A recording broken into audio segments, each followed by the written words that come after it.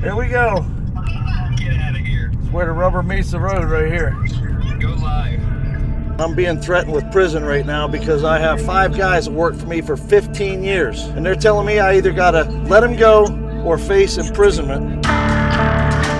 My name's James Crocker, founder and CEO of Hog Technologies. I'm gonna take you right here in the 4 walls of this business to a crime scene, and I'm being threatened with fines and prison. Just behind me, working sometimes 12, 14 hours a day as a criminal. George, been here 13 years. Alfonso in the corner, 14 years. But I've just been informed just a few weeks ago that I have until April 15th to release 5 incredibly valuable, very important, loyal, faithful members of this team here at Hog. Before I go through this with you, I want to take you to another crime scene. I think you'll find this crime scene even more interesting.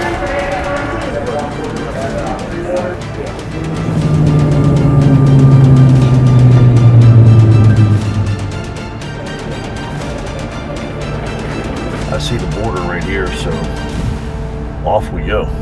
Evidently, what we're seeing here behind us is happening all along the border.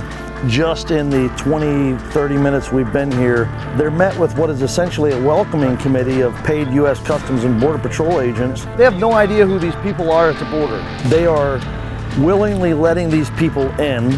United States Border Patrol. Yes, sir. Just to let you know, these are federal property, so we cannot have you driving over here. The government is helping folks break the law to be facing fines and arrests. We're letting these people in by the hundreds and thousands. I don't think that's the right way. Believe me, it's not our policy. Keep coming from this issue. It's not our policy. Yeah, in fact, here comes the bus right here. Because right here, they could prosecute us. What's it like in there? Disgusting. Horrible. They mistreat people. We're gonna make criminals out of these guys?